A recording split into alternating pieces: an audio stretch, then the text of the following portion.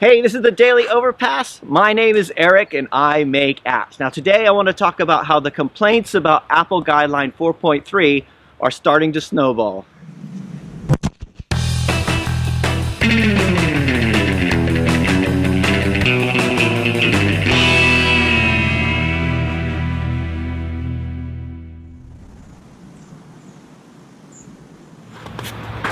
Okay, so check out this backdrop, huh? I wasn't expecting to have a background like this today, right? One of the things, it surprises a lot of people, but it doesn't snow a lot in England, right? It's been like 6 or 7 years, especially this part in Oxfordshire. It's been like 6 or 7 years since we've had a proper snowfall where you could go out sledding and build snowmen and throw snowballs and all this kind of stuff.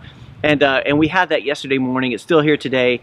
Everything's kind of gone a bit haywire. The schools are closed. The roads are still a mess. You know, because we don't have a lot of snow here in England, they're not really prepared for it. So, but anyway, it's beautiful. And as somebody who's grown up in San Diego where we didn't have snow, and I've lived in a few places where we've had snow, right? And yeah, I know it gets tiring for people who have it all the time, but it's still very, very exciting today. Anyway, so today I wanted to talk about an article I read over the weekend from TechCrunch, and it was all about the Apple 4.3 issues that we've been having with the guidelines over the last several months. I know I've talked about it a few times. So it's 4.3, 4.2.6, you know, all this kind of stuff. And the TechCrunch article was, I mean, it was nice to see it, you know, reported in a more of a mainstream area because it's, you know, it's starting to affect more and more people. And basically it was all about how it's affecting small businesses. You know, several small businesses, you know, at least one of them, you know, a few of them had to close doors just because they can't meet these requirements. And it's all about how the requirement has nothing to do with quality. It's all to do with, you know, things beyond quality.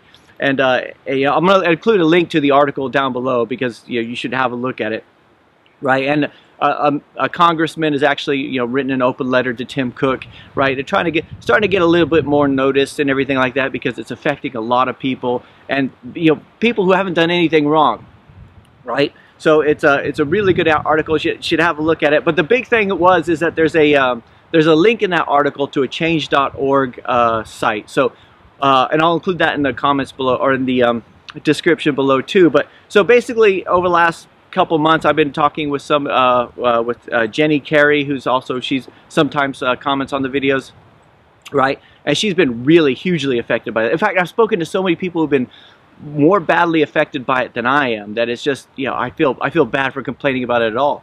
But it's, you know, a lot of people have had to remove the majority of their apps.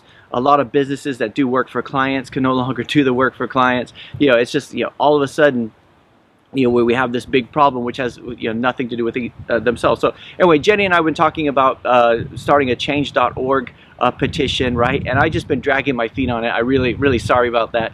But anyway, there's a link to one of them in that TechCrunch article, right? I'm going to go ahead and sign it. So if it's something that really affects you, the 4.3 and the 4.2.6 guidelines they've really been, you know, bearing down on us the last few months and I've been making, you know, from business wise, they've been making my life hell. They really have. So, you know, because the future is just so uncertain. I don't know how we're going to continue on the Apple side.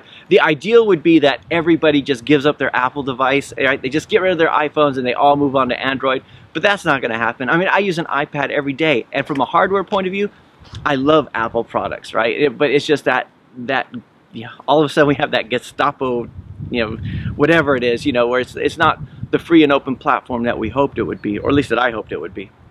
So anyway, so today I just wanted to say, if it's something that really affects you, go ahead and go to that petition. I'm going to go ahead and sign it. It's not my petition. I didn't bring it up, but I'm going to go ahead and contribute to it. I just want to make you guys aware of it if you didn't know about it. And you know, and it's you know, it's a cold, beautiful day here today. It's really nice.